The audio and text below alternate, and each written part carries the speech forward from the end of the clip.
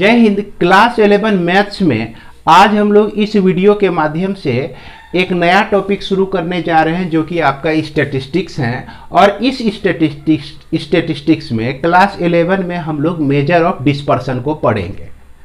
और पिछले क्लास 9 और 10 में भी आप लोग स्टैटिस्टिक्स तो पढ़े हुए ही हैं, लेकिन उसमें आप लोग पढ़े थे मीन, मीडियन, मॉड, मतलब माध्य, माध्यिका और बहुलक। ये सारा चीज़ आप लोगों को जानकारी में है।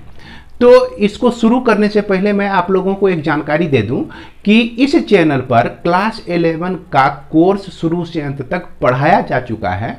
अगर आप लोगों को कहीं दिक्कत होती है तो किसी भी चैप्टर का प्लेलिस्ट देख सकते हैं और आप अपनी पढ़ाई को घर बैठे पूरी कर सकते हैं। तो कुछ जो टॉपिक छूटे हुए थे उसको मैं इस सेशन में ले रहा हूं। तो यहाँ पर हम लोगों को पढ़ना है स्टैटिस्टिक्स।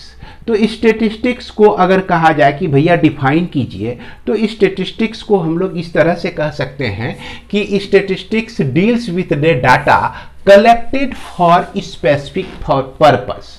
तो डाटा का कलेक्शन होता है किसी खास पर्पस के लिए।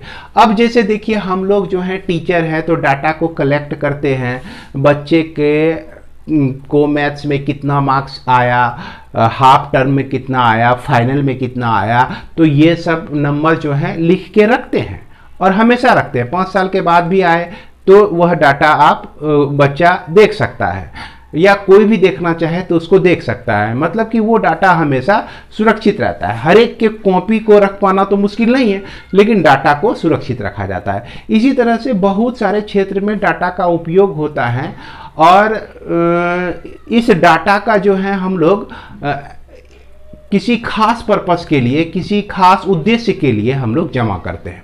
इसको दूसरे शब्दों में आप लोग अगर जो डिफाइन करना चाहे, बहुत बच्चे इसको पढ़े भी होंगे कि statistics is the branch of mathematics in which we do collection, representation, interpretation and analysis of the data. यानी कि डेटा का जो है आपका कारी होता है, CARI, कारी याद रख लीजिए, है ना। डेटा का जो है कारी, C फॉर हो गया कलेक्शन। कलेक्शन हम लोग कर लेते हैं डेटा का। उसके बाद R से रिप्रेजेंटेशन, R से क्या हो गया, रिप्रेजेंटेशन। फिर थर्ड नंबर में I को लीजिए, I इंटरप्रिटेशन, इंटरप्रिटेशन, है ना। और उसके बाद जो है एनालिसिस होता है। इसके अलावा जो है हम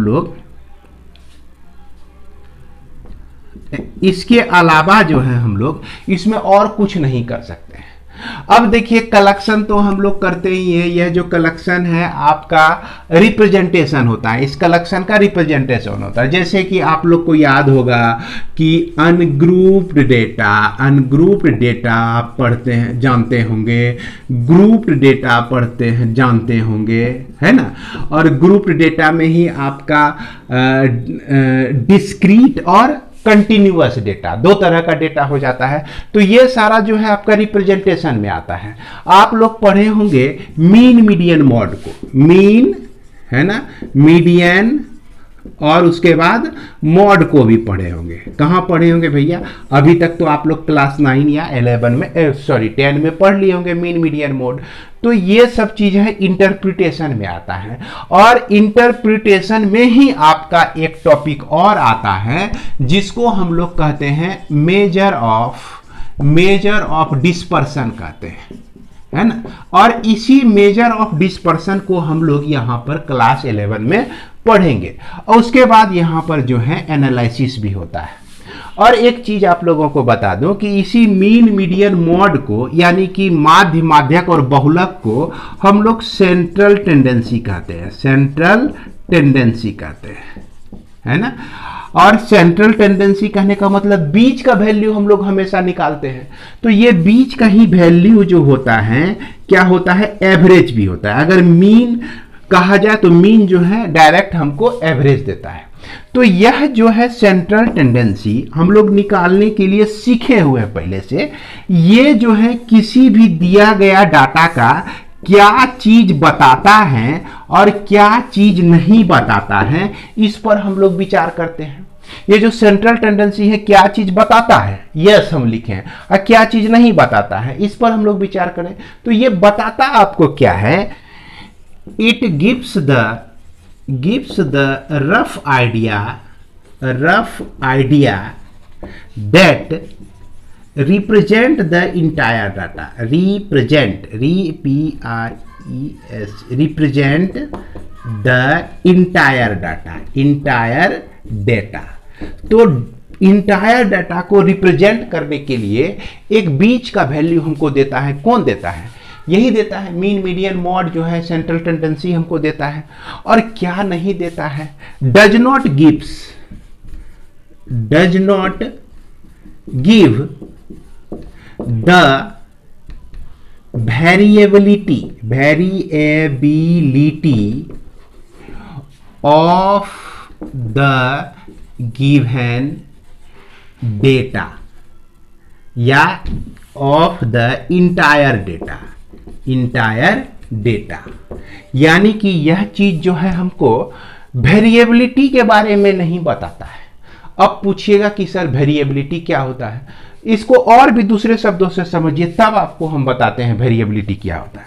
ये तो आपका जो है सेंट्रल टेंडेंसी हमको नहीं बताता है कि वेरिएबिलिटी क्या है। और जो है एक चीज और ये चीज नहीं बताता है, दूसरा यहां ऊपर लिख रहे हैं, does not give the idea whether the data are clustered or scattered। कहने का मतलब कि वह जो दिया गया डेटा है वह क्लस्टर्ड है कि स्कैटर्ड है, इसके बारे में भी नहीं बताता है। कौन नहीं बताता है? ये आपका क्या कहते हैं, सेंट्रल टेंडेंसी। कौन नहीं बताता है? ये मीन मीडियन मोड जो है ये सब बात नहीं बताता है। तो अब ये सब बात क्या है, इसको हम लोग समझेंगे तब ना। तो इसको समझने के लिए, क्लस्टर्ड को समझने के लिए एक बात देखिए। क्लस्टर्ड का मतलब होता है कि एक दूसरे के नजदीक होना, सट के होना, क्लस्टर्ड होता है। और स्कैटर्ड कहने का मतलब कि बिखरा हुआ होता है। अब मान लीजिए कि आप जो है एक मुट्ठी बीज को ऐसे छींट दीजिए पूरा खेत में, तो क्या हो जाएगा? पूरा बिखर जाएगा। अगर एक एक दाने को आप उठा के 1-1 सेंटीमीटर या 2-2 सेंटीमीटर पर ठीक तरह से लगाते हैं तो वो क्या हो जाएगा? क्लस्टर्ड हो जाएगा, एक जगह होगा। अब पूरा जोर लगा के फेंक दिए तो जहीं तहीं पौधा उग जाएगा, वो क्या हो जाएगा? स्कैटर्ड हो जाएगा। इस तरह से भी समझ सकते हैं।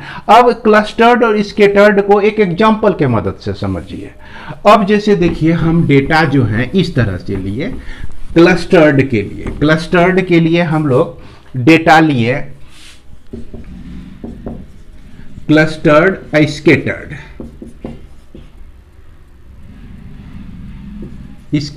क्लस्टर्ड में हम डेटा लिए कि यह आपका है 7, 8, 9, 10, 11, 12 और 13। तो इस तरह का डेटा का कलेक्शन हमारा हुआ। स्कैटर्ड में 1, 2, 3, 10 और 17, 18 और 19 इस तरह से। तो अब आपको एग्जाम्पल देख के ही समझ में आ रहा होगा, और बहुत बच्चे समझ भी गए होंगे कि क्लस्टर्ड का मतलब क्या होता है और स्कैटर्ड का मतलब क्या होता है। और क्लस्टर्ड और स्कैटर्ड, इसी दोनों को हम लोग वेरिएबिलिटी कहते हैं। इसी चीज को हम लोग क्या कहते हैं? वेरिएबिलिटी कहते हैं। तो यहां देखिए कि वेरिएबिलिटी बहुत कम है और यहां देखिए वेरिएबिलिटी बहुत ज्यादा है। और एक आश्चर्य की बात यह है कि इसका भी अगर आप मीन निकालते हैं तो इसका भी मीन जो है आपका 10 ही निकलेगा, और इसका भी अगर मीन निकालते हैं तो 10 ही निकलेगा। दोनों का मीन जो है 10 ही निकलेगा। लेकिन ये स्कैटर्ड डाटा है और ये क्लस्टर डाटा है। तो आपके मन में ये प्रश्न तो आना स्वाभाविक है कि भैया इस चीज को पढ़ के क्या फायदा है कि नहीं? अब देखिए पढ़ के क्या फायदा। अब मान लीजिए कि हमारे स्कूल में हम एक टीचर हैं RSP सर और दूसरे टीचर हैं प्यारे सर। तो दोनों क्लास 9 में ही पढ़ा रहे हैं या क्लास 12 में ही पढ़ा रहे हैं, और संजोग से वहां पर भी उनके पास भी 7 बच्चा ही है, सेक्शन में पूरा 7 बच्चा ही कंसीडर कर लीजिए, हमारे सेक्शन में भी 7 बच्चा है। हमने मैथ्स में एग्जाम लिया तो उसमें बच्चों को मिला 30 नंबर का एग्जाम लिया मान लीजिए, या 20 नंबर का एग्जाम लिया हमने, तो 20 नंबर का एग्जाम लिया तो उसमें बच्चे को किसी को 1 मिला, किसी को 2 मिला, किसी को 3 मिला, किसी को 10 मिला, किसी को 17, किसी को 18, किसी को 19 मिला। तो हमारे क्लास में बच्चों के लिए जो है एवरेज क्या हुआ, 10 ही हुआ।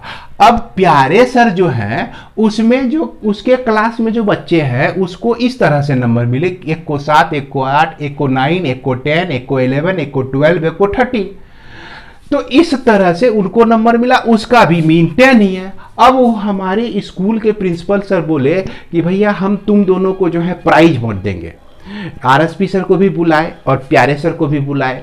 अब वहां तो फिर मैं फंस गए कि किसको प्राइज दे, दोनों के एवरेज जो है दोनों का एवरेज सेम है, तो अब क्या करें। तो वैसी स्थिति में देखिए, अब एनालिसिस अगर करते हैं, अगर आपको ये वेरिएबिलिटी का ज्ञान है तो आप कहिएगा ना कि आरएसपी सर के क्लास में 3 बच्चा फेल है, 1 नंबर लाया, 2 नंबर लाया, 3 नंबर लाया, आउट ऑफ 20, तो 3 बच्चा फेल है। लेकिन प्यारे सर के क्लास में जो है देखिए 7, 8, 9, 10, कम से कम 20 में अगर 7 ला लिया है तो 35% तो ला ही लिया है, 30% में पास हो जाते हैं, तो सारे बच्चे इसमें पास है। प्यारे सर जो है सारे बच्चे को पास करा दिए, तो इसका मतलब क्या होगा, किसको प्राइज मिलना चाहिए, एवरेज, जबकि इसका वही है तो इनको ही मिलना चाहिए, वाजिब हक तो इनका ही बनता है। अगर ये कहा जाए कि टॉप किसके द्वारा, जो जिस टीचर के द्वारा टॉप हुआ है बच्चा सिर्फ उसी को दिया जाएगा, तब तो वहां पर हमको इस वेरिएबिलिटी के बारे में सोचना ही नहीं है कि क्लस्टर स्कैटर्ड, तब तो आरएसपी सर को बुलाएंगे और कह देंगे ले जाइए भैया अपना शील्ड ले जाइए। तो यहां इसलिए हमको इस चीज की जरूरत पड़ी वेरिएबिलिटी की, और यह वेरिएबिलिटी जो है क्लस्टर्ड होता है, स्कैटर्ड भी होता है, समझ गए। और इसी वेरिएबिलिटी को ही हम लोग जब मेजर करते हैं, नापते हैं, तो इसी को कहते हैं measure of dispersion, measure of dispersion, है ना, डिस्पर्सन। अब भैया ये डिस्पर्सन जो है आप लोग क्लास 12 में भी पढ़े होंगे, है ना, लाइट चैप्टर पढ़िएगा ना तो डिस्पर्सन ऑफ लाइट पढ़िएगा, तो यहां पर डिस्पर्सन वही नहीं समझ लीजिएगा, डिस्पर्सन का मतलब वहां भी कुछ कुछ सेंस वही होता है कि लाइट का डिस्पर्सन होता है, फैल जाता है लाइट, और वही चीज को हम लोग यहां पर मेजर कर रहे हैं, जिसको स्टैटिस्टिक्स में मेजर कर रहे हैं। अब यह मेजर ऑफ डिस्पर्सन को हम लोग कैसे डिफाइन कर सकते हैं, इसको हम लोग देखते हैं। तो मेजर ऑफ डिस्पर्सन को हम लोग इस तरह से डिफाइन कर सकते हैं, the number which gives the idea of variability of data is called measure of dispersion. तो अब हम लोग क्लास 11 पर ओरिजिनल आए हैं, तो सबसे पहले हम लोग को यह जानना था कि मेजर ऑफ डिस्पर्सन क्या होता है। तो मेजर ऑफ डिस्पर्सन को हम लोग क्या कह सकते हैं कि the number which gives the idea of variability, एक ऐसा नंबर हमको चाहिए जो कि हमको आइडिया दे दे वेरिएबिलिटी का, कितना डाटा वेरिएबल कर रहा है, तो उसको हम लोग क्या कहेंगे, मेजर ऑफ डिस्पर्सन कहेंगे। अब एक एग्जांपल हम आप लोग को दिए थे ना कि कहे थे 1, 2, 3, 10, 17, 18 और यह 19। अब इसके बाद इधर एक आइडिया दिए थे आप लोग को कि 7, 8, 9, 10, 11, 12 और 13 दिए थे। अब इसको जो है नंबर लाइन पर लिया जाए, नंबर लाइन पर देखिए कि यह आपका 0 है, 1, 2, 3 है ना, 4, 5, 6, 10 यहाँ पर है, 11 यहाँ पर है, 12 यहाँ पर है, फिर लास्ट में ना आपका 17, 18 और यह आपका 19 होगा। अब देखिए ये 20 तो आपका मीन हो, सॉरी 10 जो है आपका क्या हो गया, मीन हो गया।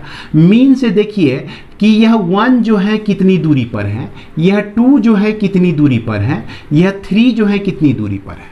उसके बाद यहाँ पर 17 अगर कहा जाए तो 17 आप देखिए यहाँ पर है, 18 आप देखिए यहाँ पर है, और ये 19 आपका यहाँ है। अब यह पूरे दृश्य को देखिए, इस सारे पॉइंट को देखिए, इसको देखिए, इसका मुंह देखिए, इसको देखिए, इसको देखिए, इसको देखिए, ये सभी आपस में इस मीन से कितने दूर दूर हैं। तो ये जो है स्कैटर्ड हो गया है ना, ये आपका स्कैटर्ड हो गया। अगर इसी को हम लोग नंबर लाइन पर लें, है ना, 11, 12 और यह 13 और यह 9, यह 8 और यह 7, इसके बाद 6 और इसी तरह से नंबर लाइन पर लें, तो ये आपका हो गया क्या, मीन हो गया। मीन से देखिए 11, फिर उसके बाद 12, फिर उसके बाद 13, और फिर उसके बाद यह 9, और फिर उसके बाद यह आपका 8, और फिर उसके बाद यह आपका 7। तो यह जो है आपका स्कैटर्ड नहीं है, ये आपका क्लस्टर्ड है। क्या है, क्लस्टर्ड है, CLUSTERED, क्लस्टर्ड है। और इसके स्कैटर्ड और क्लस्टर को मिला के ही हम लोग, इस दोनों को मिला दीजिए, इसी को हम लोग क्या कहते हैं भैया, ये वेरिएबिलिटी कहते हैं। तो उम्मीद करते हैं कि इसको आप समझ गए कि यहाँ पर जो है हमको एक नंबर मिलने वाला है, और ये नंबर कैसे मिलेगा हम आगे डिस्कस करेंगे। इससे भी एक नंबर मिलने वाला है जिसको हम लोग वेरिएबिलिटी कहेंगे, या नहीं तो कहिए मेजर ऑफ डिस्पर्सन कहेंगे। और मेजर ऑफ डिस्पर्सन में हम लोगों को इस वेरिएबिलिटी को निकालना है। अब यहाँ जो मेजर ऑफ डिस्पर्सन है आपका 4 तरह का होता है। कितने तरह का, 4 तरह का। एक पहला तो आपका रेंज होता है, और रेंज के बारे में आप लोग जानते हैं कि मैक्सिमम वैल्यू को हम लोग माइनस कर देते हैं minimum value, maximum value minus minimum value कर देते हैं तो हम लोगों को रेंज मिल जाता है। तो यह भी वेरिएबिलिटी बताता है। जैसे देखिए यहाँ पर मैक्सिमम वैल्यू 19 है और मिनिमम वैल्यू 1 है, तो वेरिएबिलिटी इसका कितना है, 18 है। 18 जो है आपका क्या देता है, मेजर ऑफ डिस्पर्सन कर देता है। उसके बाद यहाँ पर अगर देखा जाए तो 13 - 7 करेंगे तो ये आपका 6 आएगा। कितना आएगा, 6 आएगा। तो ये जो 6 नंबर है, तो 6 नंबर जो हमारा एक नंबर है, ये बता रहा है कि वेरिएबिलिटी इसका कम है और इसका वेरिएबिलिटी क्या है, ज़्यादा है, 3 गुना वेरिएबिलिटी है। तो यह जो आपका रेंज है, रेंज बहुत साधारण सा रूल है, बहुत साधारण सा नियम है, जिसमें हम लोग मेजर ऑफ डिस्पर्सन में हम लोग इसका उपयोग करते हैं, रेंज का। अब दूसरा जो होता है मेजर ऑफ डिस्पर्सन में, क्वार्टाइल डेविएशन होता है, क्वार्टाइल डेविएशन। और इसको हम लोग इस तरह से भी कह सकते हैं, चलिए क्वार्टाइल डेविएशन ही कहा जाता है। और तीसरा जो होता है मीन डेविएशन होता है, मीन डेविएशन होता है। और चौथा जो आपका होता है स्टैंडर्ड डेविएशन, स्टैंडर्ड डेविएशन होता है। अब ये 4 को क्या पैदा हो गया आप कहिएगा ना, तो कहने का मतलब कि मेजर ऑफ डिस्पर्सन में आपको 4 चीज पढ़ना है। मेजर ऑफ डिस्पर्सन कितने तरह से किया जा सकता है, इस 4 तरीके से किया जाता है। तो 4 तरीके में पहला तरीका क्या है, रेंज निकालकर। दूसरा तरीका क्या है, क्वार्टाइल डेविएशन से भी हम लोग इसके डिस्पर्सन को मेजर कर सकते हैं। उसके बाद मीन डेविएशन से भी इसके डिस्पर्सन को मेजर कर सकते हैं, और स्टैंडर्ड डेविएशन से भी इसके डिस्पर्सन को हम लोग मेजर कर सकते हैं। यहाँ क्लास 11 में आप लोगों को मात्र 2 पढ़ना है, एक मीन डेविएशन पढ़ना है आपको, और एक आपका स्टैंडर्ड डेविएशन पढ़ना है। तो अब यहाँ पर आप पूछिएगा ना, what is mean deviation, mean deviation क्या होता है, तो इसमें अगर कुछ ज़रूरत है तो लिख लीजिए। उसके बाद मीन डेविएशन का हम लोग डेफिनेशन देखते हैं।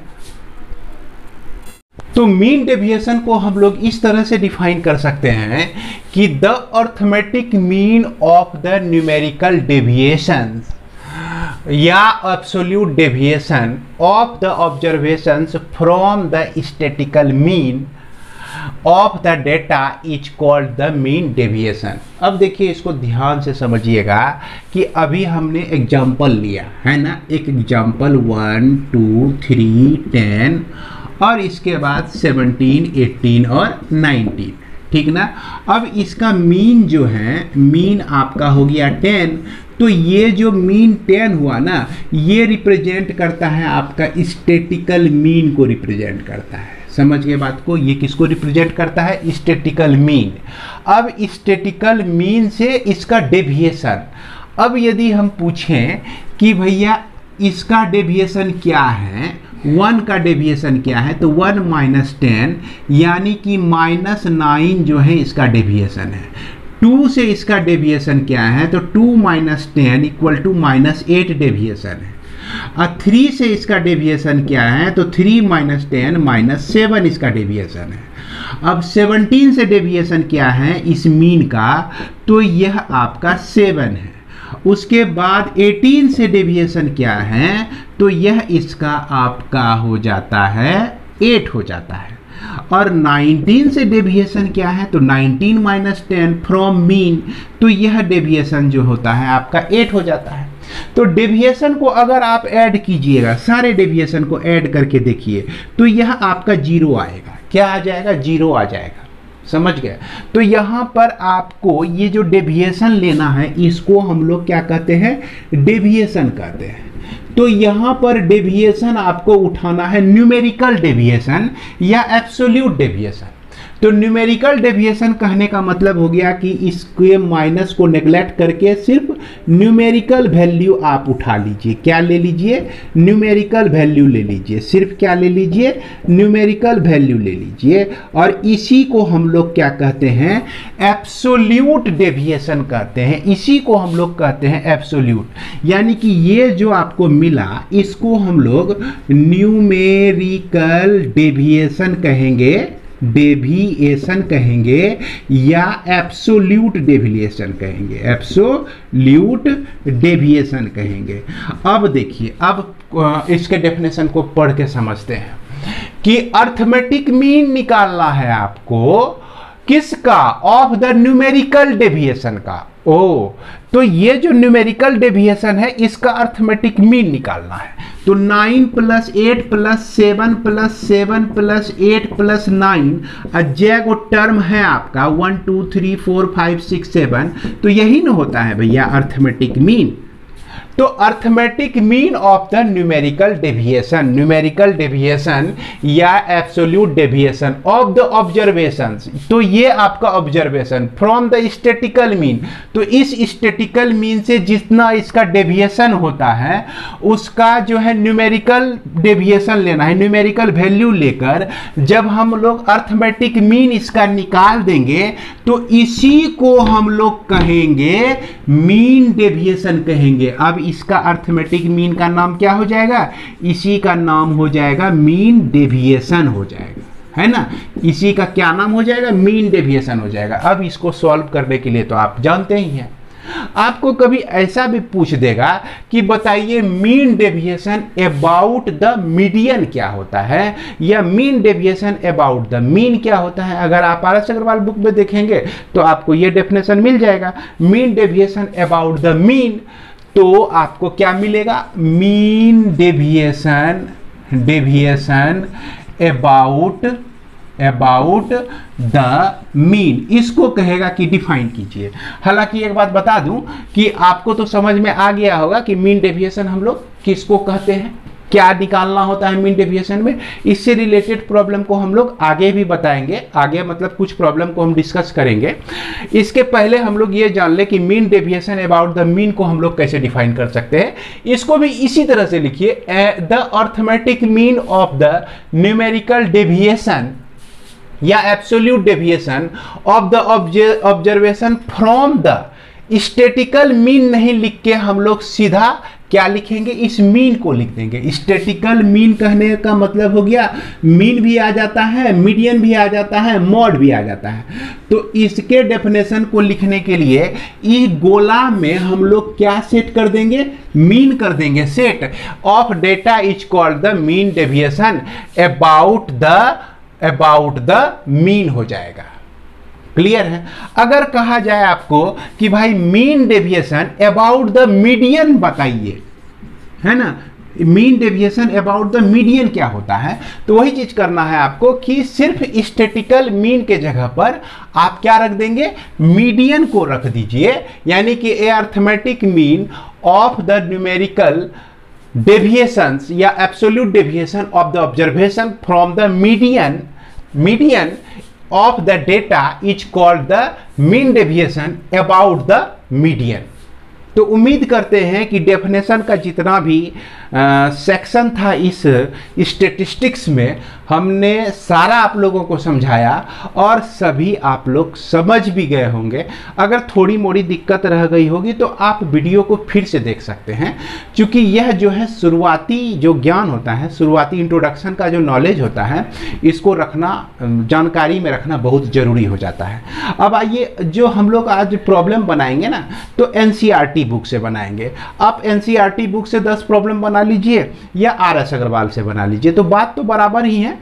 तो इसमें कुछ फॉर्मूले भी हैं और सबसे पहले हम लोग जानेंगे इस बेसिक डेफिनेशन से मीन डेविएशन को हम लोग किस तरह से निकाल सकते हैं। तो इसमें कुछ ज़रूरत की चीज़ है तो आप लोग लिख सकते हैं। तो आइए अब हम लोग एनसीईआरटी बुक में जो इस स्टैटिस्टिक्स से रिलेटेड पहला एक्सरसाइज है 15.1, तो उसके एक प्रॉब्लम को बना के हम लोग इस मीन डेविएशन को समझते हैं। तो यहाँ पर जो आपका डाटा दिया गया है, इसका मीन डेविएशन निकालना है और ये डाटा जो है अनग्रुप्ड डेटा है। तो ग्रुप्ड डेटा, अनग्रुप्ड डेटा के बारे में हम लोग अगले सेशन में, अगले लेक्चर में डिस्कस करेंगे। तो इस एक प्रॉब्लम को बनाने के बाद हम लोग इस लेक्चर को ख़त्म करने जा रहे हैं। तो आइए हम लोग यहाँ पर समझते हैं। और एक चीज़ मैं समझाना भूल गया था, ये न्यूमेरिकल डेविएशन और एब्सोल्यूट डेविएशन जो हमने कहा, जैसा कि आपको समझाया कि न्यूमेरिकल वैल्यू लेना है, तो न्यूमेरिकल वैल्यू लेने का और भी तरीका है कि आप मॉड डाल दीजिए। जैसे यहाँ पर 1 - 10 है, यहाँ पर मॉड डाल दिए तो -9 आया, तो -9 का मॉड, जैसे -9 का मॉड डाल दिए तो मॉड जो देता है आपको एब्सोल्यूट वैल्यू देता है। निगेटिव पॉजिटिव को नेग्लेक्ट कर देते हैं हम लोग, तो ये हमेशा ये पॉजिटिव में ही हो जाता है। जैसे -8 है तो -8 का एब्सोल्यूट वैल्यू जो है आपका 8 हो जाएगा, या इसी को दूसरे शब्दों में हम लोग मॉड में डाल देते हैं। तो अब यहाँ पर सबसे पहले हम लोग क्या करेंगे कि इसका मीन निकाल लेंगे। और आपको मैं याद दिला दूं कि x बार से हम लोग मीन को डिनोट करते थे और ME से हम लोग मीडियन को डिनोट करते हैं। किसको डिनोट करते हैं? मीडियन से। और MO को हम लोग मॉड, MO से हम लोग मॉड को डिनोट करते हैं। तो ये आपको याद होगा, क्लास 10 में ही आप लोग पढ़े होंगे। तो x बार निकालना है तो 4 + 7 + 8 + 9 + 10 + 12 + 13 + 17 सबको ऐड करके, और नंबर ऑफ ऑब्जर्वेशंस देखिए 8 हैं, तो यह 80/8 = आपका हो गया 10। अब हमको यह 10 जो है मीन मिल गया। अब देखिए इसमें हमको मीन डेविएशन निकालना है। तो ये ऑब्जर्वेशंस हमारा है 4 है, 7 है, 8 है, 9 है, 10 है और 12 है और 13 है और उसके बाद 17 है। इसके बाद इसका डेविएशन निकालना है। तो डेविएशन निकालने में देखिए हम लोग कैसे निकाले हुए हैं कि ऑब्जर्वेशन में मीन को माइनस कर दिए, ऑब्जर्वेशन में मीन को माइनस कर दिए और उसका मॉड में रख लिए। तो मॉड ऑफ जो भी ऑब्जर्वेशन है उसमें हम लोग इसके मीन को माइनस करके मॉड निकाल लिए। कहने का मतलब मॉड ऑफ 4 - 10, देख लीजिए 10 है मीन आपका, मोड ऑफ 7 - 10 हो जाएगा, मोड ऑफ 8 - 10 हो जाएगा, मोड ऑफ 9 - 10 हो जाएगा, मोड ऑफ 10 - 10 हो जाएगा, मोड ऑफ 12 - 10 हो जाएगा, मोड ऑफ 13 - 10 हो जाएगा और यह मोड ऑफ 17 - 10 हो जाएगा। क्लियर है? अब देखिए इसका वैल्यू कितना आता है। इसका वैल्यू जो है आपका 6, हालांकि -6 तो मोड में है तो 6 लेंगे।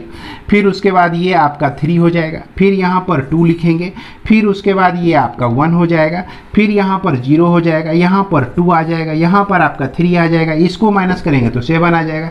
इसको ऐड कर दीजिए, इसको जो है आपको ऐड कर दीजिए, यही आपका डेविएशन है ना। इसको ऐड करेंगे तो यह आपका संभवतः 24 आएगा। मीन डेविएशन आपको निकालना है, मीन डेविएशन निकालना है। तो मीन डेविएशन निकालने के में ये क्या कहता है कि भैया मीन डेविएशन जो होता है ना वो अर्थमेटिक मीन होता है। किसका अर्थमेटिक मीन होता है? वो डेविएशंस का अर्थमेटिक मीन होता है।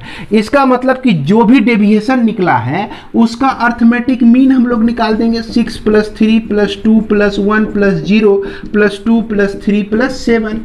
तो इसका जो है सम अर्थमेटिक मीन निकालना है हमको। अब देखिए इसका सम जो है संभवतः 24 आएगा, अब बाय 8 कर देंगे, 8 या 24 तो 3, तो यानी कि मीन डेविएशन जो हो जाएगा आपका क्या हो जाएगा, 3 हो जाएगा। तो इसी के साथ मैं इस वीडियो को विराम देता हूं, मिलते हैं हम लोग नेक्स्ट वीडियो में नेक्स्ट प्रॉब्लम के साथ। जय हिंद।